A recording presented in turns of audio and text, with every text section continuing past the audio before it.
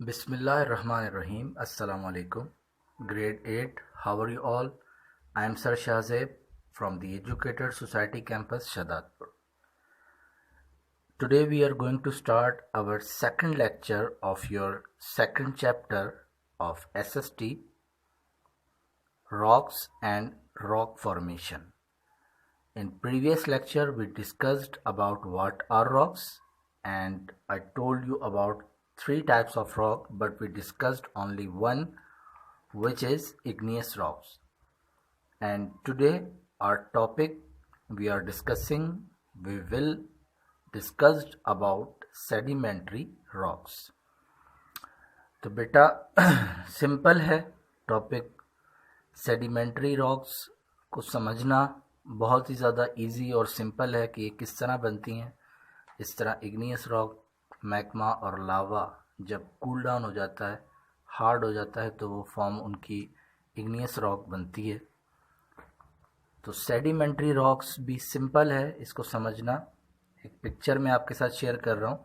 इसको समझने के लिए सबसे पहले ये देखें आप कि जब अगर हम एक गदला पानी, मतलब मट्टी वाला पानी होता है ना, जो मोस्टली हमारे नहरों वगैरह में चल रहा होता है, मट्टी वाला पानी, अगर हम उसको किसी ग्लास में भर के रखें तो कुछ टाइम में सारे जो मट्टी के जो पार्टिकल्स हैं, जो ज़र्रात हैं उसमें, वो सारे नीचे बैठ जाते हैं, तह में बैठ जाते हैं ग्लास के नीचे, और साफ़ पानी ऊपर रह जाता है. ठीक, ये ही प्रोसेस कहलाता है सेडिमेंटेशन. सिंपल ये जो है सेडिमेंट्री रॉक्स को इस तरह समझें कि जो पानी है, पानी दरियाओं का, झील वगैरह, छोटी जो नहरें हैं, उनका जो पानी है वो बहता है तो अपने साथ बहुत से टाइनी छोटे छोटे पार्टिकल्स जो हैं वो लेके उसके पानी के साथ उनका फ्लो हो रहा होता है. तो वो जो पार्टिकल्स हैं, जब वो पानी की तह में बैठ जाते हैं, जब वो पानी की तह में चले जाते हैं, तो वो जो तह में बैठने के बाद, और एक प्रोसेस है अभी हम डिस्कस करने वाले हैं 4 स्टेप्स में, तो वो जो प्रोसेस है उसके थ्रू सेडिमेंट्री रॉक्स बनती हैं. ठीक है. फर्स्ट स्टेप, ये आपके बुक में पेज नंबर 9 पे जो एक पिक्चर है, 4 स्टेप्स इसमें बताए गए. सिंपल है, ध्यान से समझना, बहुत सिंपल है. अब देखो ग्लास में जो पानी था वो तो बैठा नीचे, ठीक, वो जो पार्टिकल्स बैठ गए, उसको भी, अच्छा, उन पार्टिकल्स को सेडिमेंट भी कहा जाता है. ठीक, वो जो छोटे छोटे पार्टिकल्स होते हैं उनको सेडिमेंट्स कहा जाता है. ठीक. अब फर्स्ट जो स्टेप है उसमें है कि देखो, ये आपके बुक में भी दिया हुआ है कि eroded sediments end up in the water and begin to settle. This process is called sedimentation. First step में जो है, जो छोटे पार्टिकल्स हैं वो सारे ज़मीन की तह में, पानी की तह में बैठ जाते हैं, नीचे चले जाते हैं, और ये प्रोसेस कहलाता है सेडिमेंटेशन. ठीक, वो पार्टिकल्स तो बैठ गए. सेकंड स्टेप, विथ टाइम, कुछ वक्त के साथ, more layers pile up and presses down the lower layers. ये प्रोसेस कहलाता है कॉम्पैक्शन. अब सेकंड स्टेप जो कॉम्पैक्शन का प्रोसेस है वो ये कह रहा है कि जब वो इस टाइनी पार्टिकल सेडिमेंट्स बैठ गए थे ज़मीन में, अब जो दूसरी लेयर उसके ऊपर बनेगी, मज़ीद पार्टिकल्स और उसमें बनते जाएंगे, और वो एक दूसरे में जो है वो मींस मिक्स होते जाएंगे एक दूसरे के साथ. पाइल अप मतलब होते जाएंगे, एक दूसरे में मतलब अटैच हो जाएंगे. तो वो प्रोसेस कहलाएगा कॉम्पैक्शन.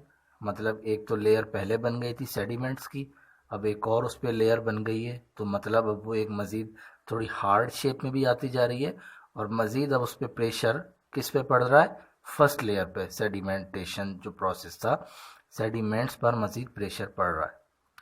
थर्ड स्टेप पे आते हैं. Third step, more layers, strata and further compaction forces out water of the layers.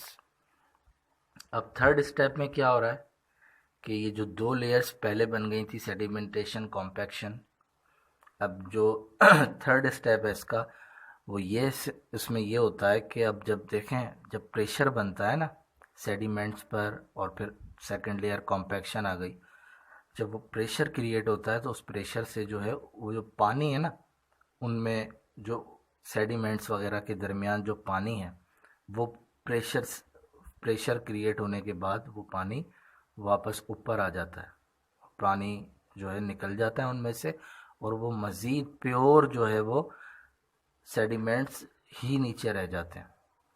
Number 4 step है कि salt crystals glue the layers together, ये प्रोसेस सीमेंटेशन कहलाता है। Rocks mass formed is sedimentary.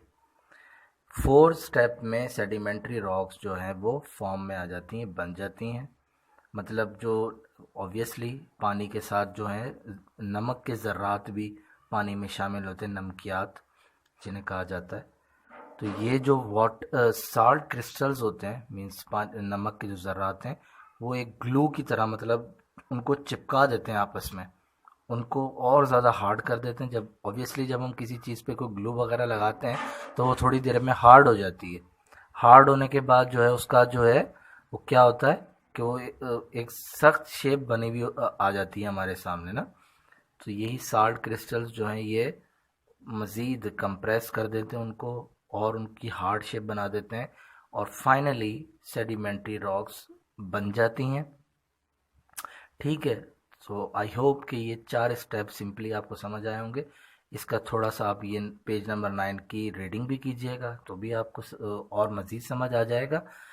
आगे जो है फर्दर हम टाइप्स ऑफ सेडिमेंट्री रॉक्स भी डिस्कस करेंगे, लेकिन आज सेडिमेंट्री रॉक्स का बनना, ये किस तरह बनती हैं, सिर्फ वो मैं आपको बता रहा हूँ। अच्छा, सेडिमेंट्री रॉक्स की जो शेप्स हैं, फिर वो सैंडस्टोन, शेल, लाइमस्टोन्स वगैरह बनता है। सैंडस्टोन जो रेतीला एक पत्थर होता है, पिक्चर्स भी मैं आपके साथ शेयर कर रहा हूँ। शेल है, शेल जो है वो टाइल्स वगैरह बनाने में यूज़ किया जाता है। लाइमस्टोन, चूने का जो पत्थर है, वो भी सेडिमेंट्री रॉक की ही एक किस्म है, सेडिमेंट्री रॉक ही कहा जाता है उनको भी। तो इंशाल्लाह नेक्स्ट लेक्चर में types of sedimentary rocks discuss करेंगे। होमवर्क, अच्छा होमवर्क आपका क्या है? होमवर्क ये है कि सिंपली एक तो इसको अच्छे से पढ़िएगा, और अगर हो सके तो पेज नंबर 9 पे जो पिक्चर है, डायग्राम है, various stage of the formation of the sedimentary rocks, इसको ड्रॉ करना है आपने। बस ये 1 2 3 4 स्टेप्स जो हैं ये ड्रॉ करने हैं। सिंपल है, बहुत मुश्किल नहीं है। तो इसको ड्रॉ करेंगे आप, और इसको लिखेंगे ना जब ये छोटी छोटी सी डेफिनेशंस, तो आपको इस एक माइंड में आपके इसका इमेज भी क्रिएट हो जाएगा, और आपको अच्छे से समझ भी आ जाएगा। ठीक, तो इसी के साथ इजाज़त चाहता हूँ। इंशाल्लाह नेक्स्ट लेक्चर में कल आपसे फिर मुलाकात होगी। तब तक के लिए इजाज़त दीजिए। Stay home, stay safe. अल्लाह हाफिज़।